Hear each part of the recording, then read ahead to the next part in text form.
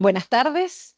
Agradecimiento profundo a la Facultad de Ciencias Médicas que convocó al Instituto Multidisciplinario de Ciencias Ambientales de la Universidad Nacional de Cuyo, a pesar de que yo soy docente, como dijeron recién, del área de Preventiva y Salud Pública, y también estoy a cargo de la coordinación del área de sostenibilidad de la universidad, por lo cual, cuando surgió este tema en el Consejo de Decanos de la universidad como un tema relevante de salud pública y que requiere realmente de la formación en ciudadanía, nos pareció sumamente urgente y necesario convocar a la comunidad universitaria y a la comunidad toda para empezar a hacernos parte en cuanto a esta responsabilidad que nos toca en fenómenos como el que estamos transcurriendo. Así que bueno, agradecimiento profundo también a las docentes y a los espacios que han cedido su tiempo y su generosidad para difundir este evento, que tenemos las intenciones de que sea el primero de varios, en temas que requieren la convergencia de distintos espacios y escenarios para temas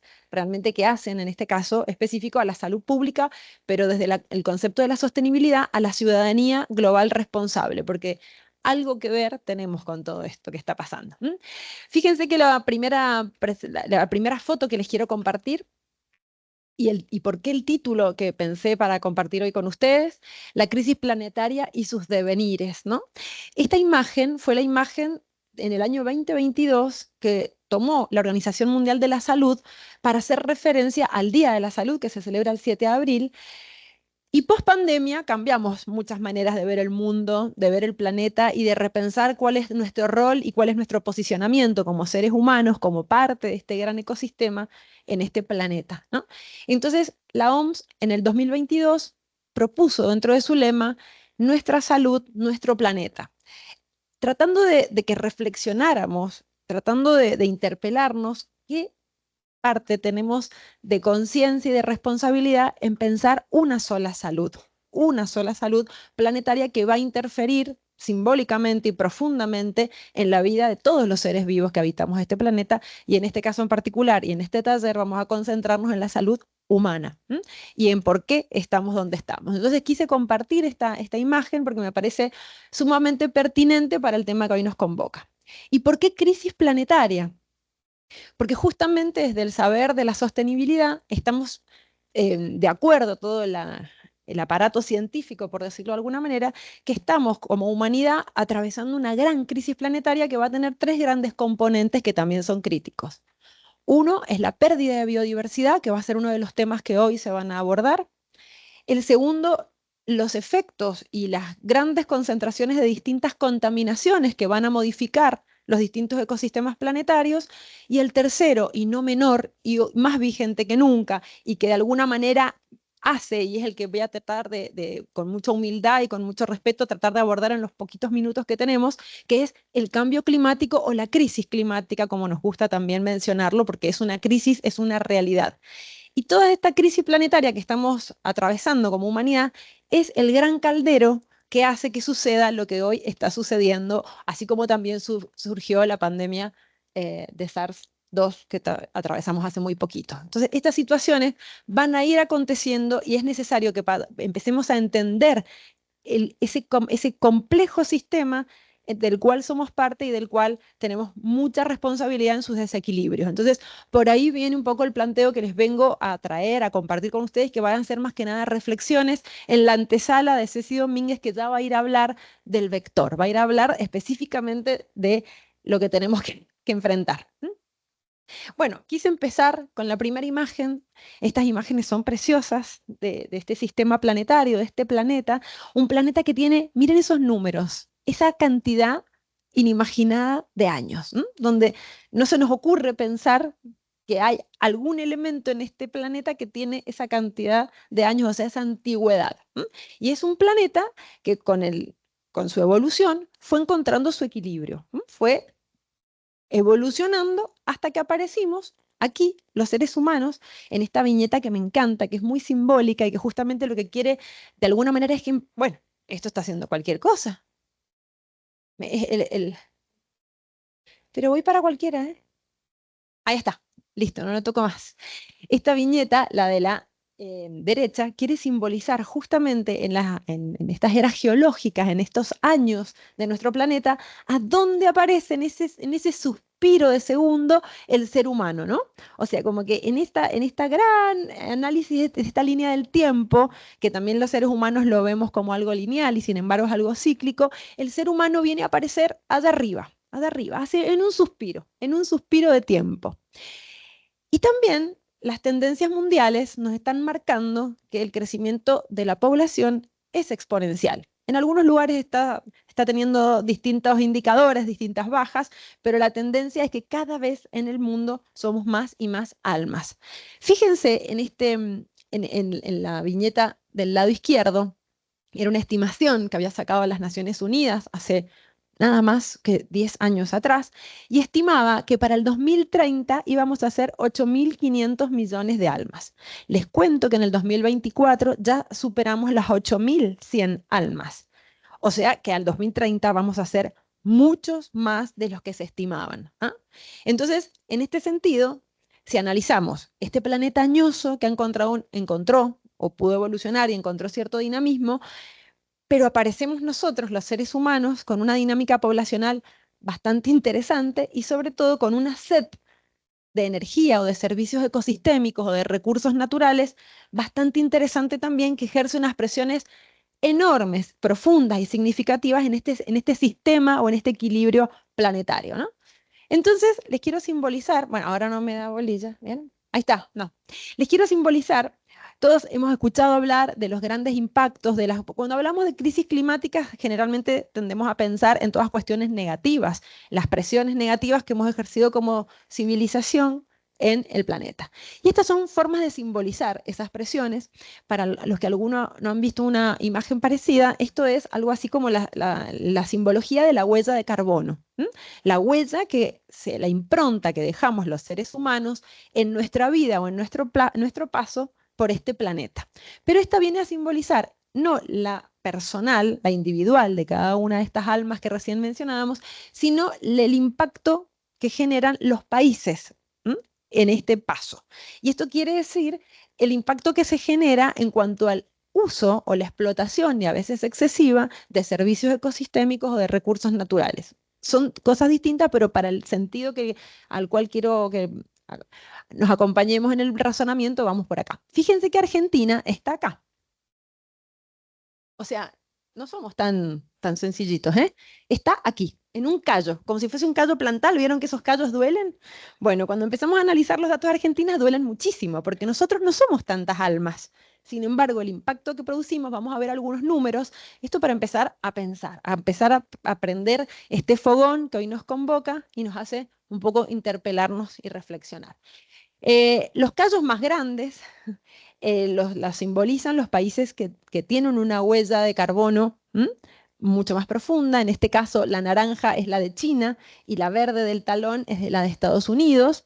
Y así, las grandes potencias, los países más ricos, generalmente tienen sus huellas mucho más altas, ¿sí? Sobre todo algunos países. Y fíjense que hay otros indicadores.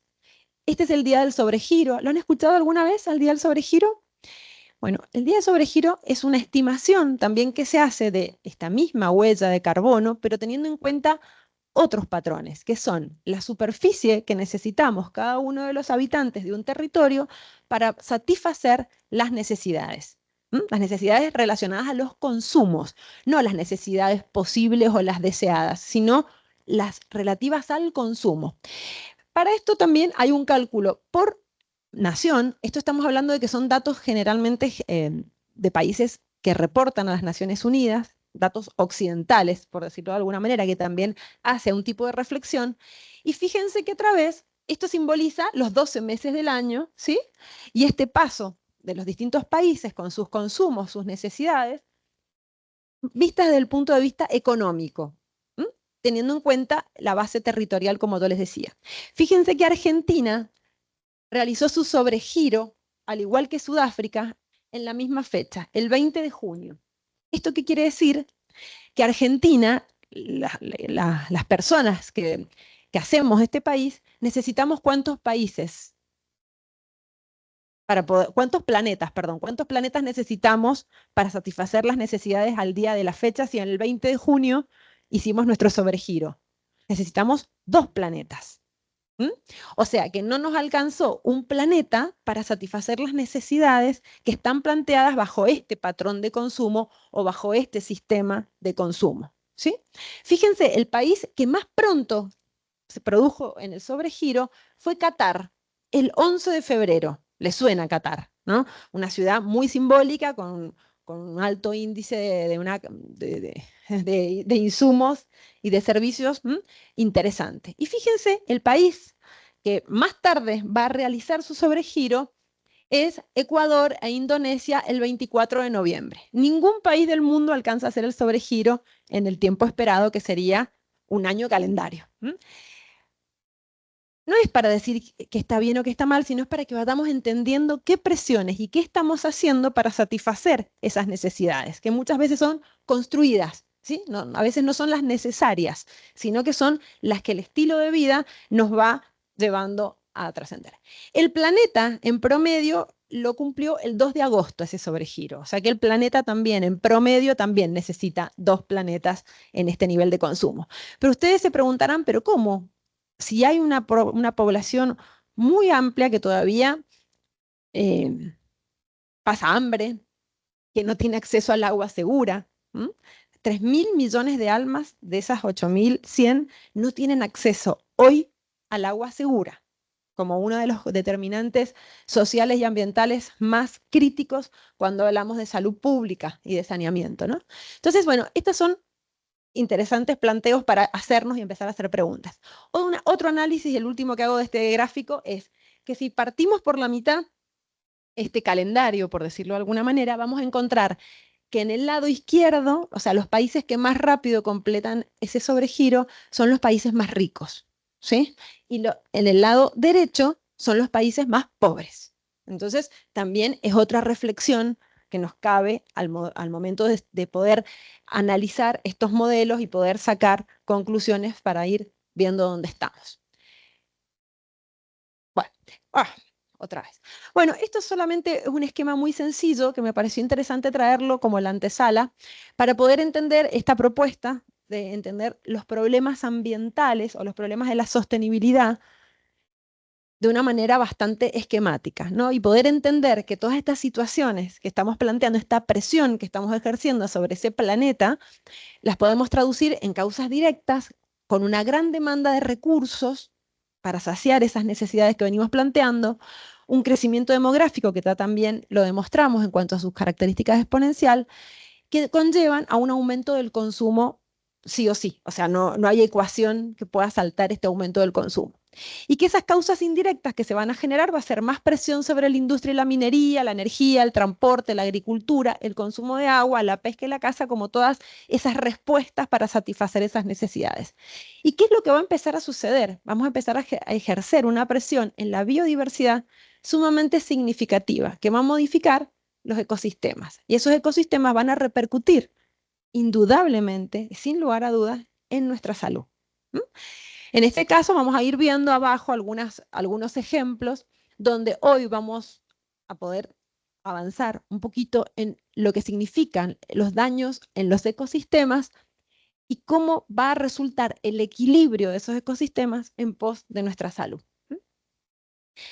Ahora bien, yo me voy a concentrar en uno de estas situaciones de crisis que les mencionaba al principio, que es la crisis que va a surgir del cambio climático. ¿Lo han escuchado? Claro que lo han escuchado, que es de alguna manera el escenario que está provisto, sobre todo por la ciencia, y esto es muy importante, sobre todo estamos en un ámbito académico donde también es importante revalorizar los datos y los estudios científicos que han hecho muchos investigadores en el mundo. Acá en Mendoza quiero revalorizar a uno especialmente, que es Ricardo Villalba. Ricardo Villalba tiene un premio Nobel de la Paz, el premio Nobel de la Paz que se hizo partícipe a todos los investigadores del IPCC, que es el ente internacional que justamente se encarga del tema de cambio climático y que reside acá en Mendoza. Es un investigador, Ricardo es un investigador del Yanigla, una persona que merece absolutamente todos mis respetos, no solamente desde lo científico y académico, sino desde lo personal.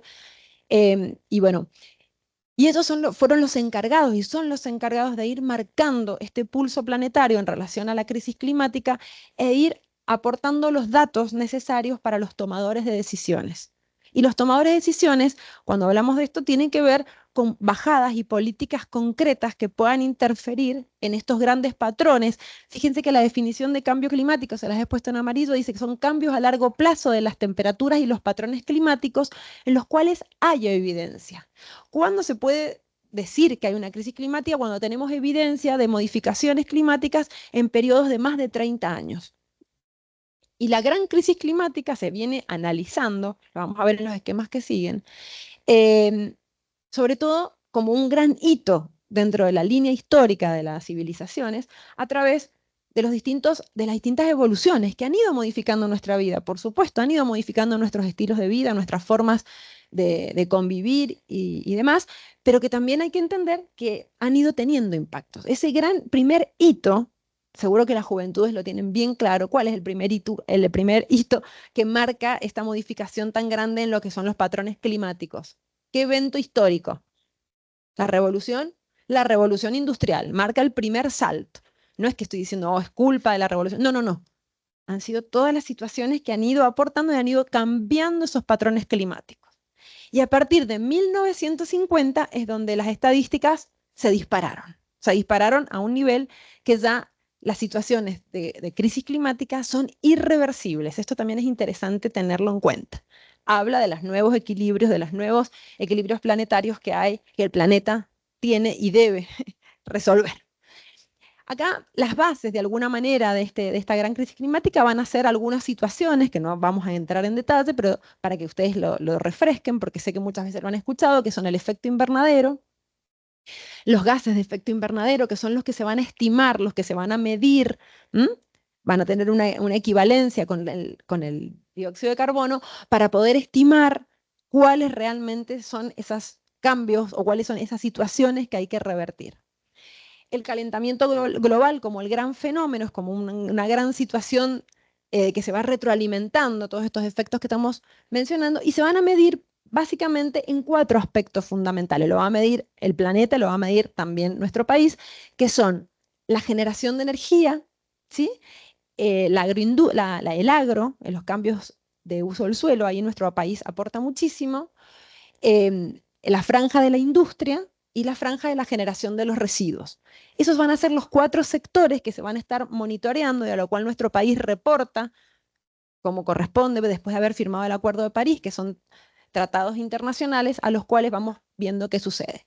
Yo recién les decía que había muchas estadísticas y muchos datos. Fíjense en estos 2 patrones que lo que nos están marcando, cómo ha ido aumentando en el caso de la simulación de la derecha, la concentración del dióxido de carbono en la atmósfera desde el periodo de 1958 al 2016, cómo ha ido aumentando en relación a estos patrones de consumo y de comportamiento, y por el otro lado los aumentos de la temperatura global en el periodo de 1850 al 2017. Y acá donde quiero mostrarles, ustedes van a ver 2 franjas rojas, una interna y una externa. La interna marca 1,5 grados y la externa 2 grados. Los esfuerzos desde el Acuerdo de París y con los Objetivos de Desarrollo Sostenible, que es el gran acuerdo mundial, ahora es el Pacto para el Futuro al 2045, han sido hasta ahora muy deficientes, pero con un objetivo fundamental que era no superar ese 0,5 grados centígrados en la temperatura global. Estamos ya, prácticamente ya lo hemos superado.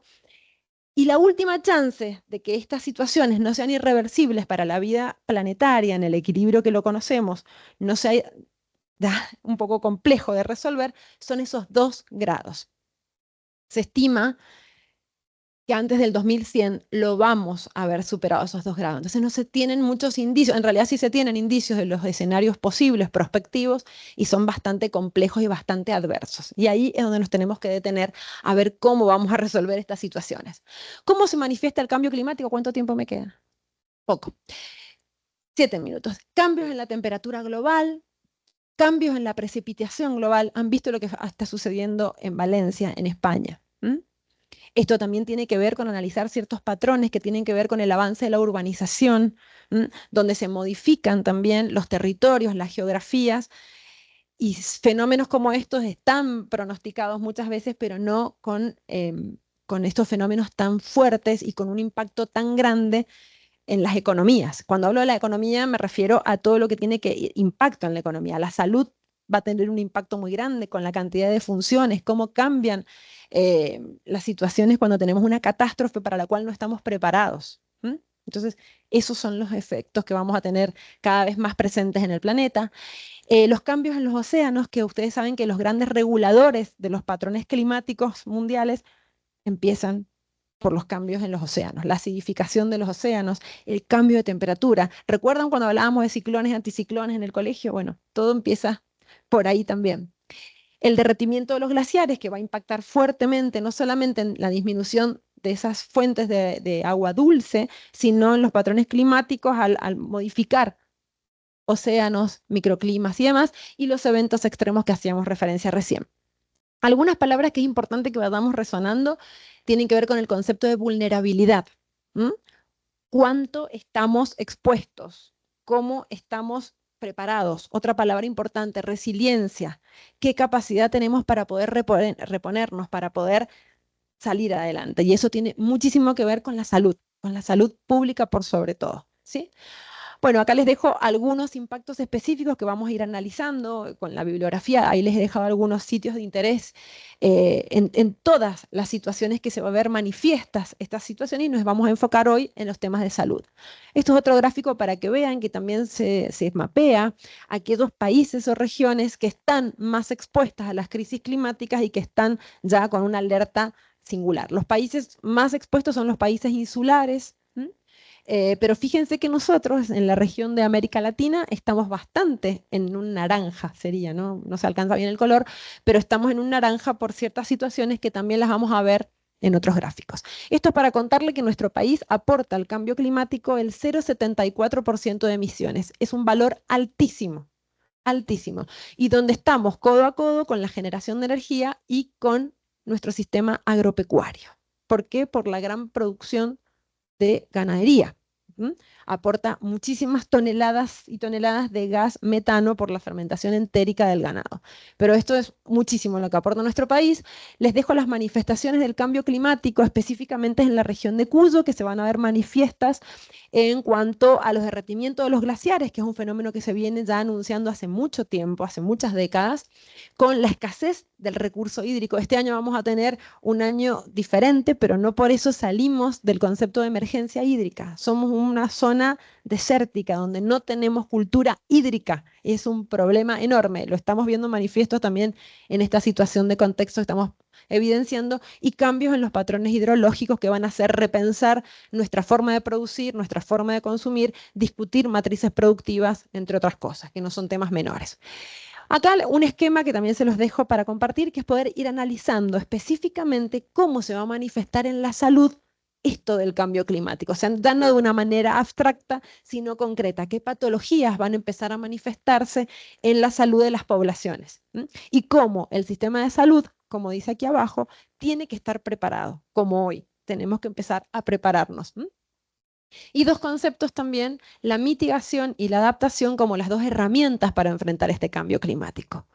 La salud, el campo de la salud, se va a concentrar específicamente en la adaptación, en cómo a esta realidad que es ya la crisis climática, tenemos que adaptarnos, tenemos que trabajar en las vulnerabilidades que recién les mencioné, en las resiliencias y en cómo el aparato, el sistema, en este caso de salud, el económico, el educativo, tenemos que adaptarnos a esta realidad. Ya no es más una película de Hollywood, sino que es una realidad. No podemos seguir hablando en abstracto.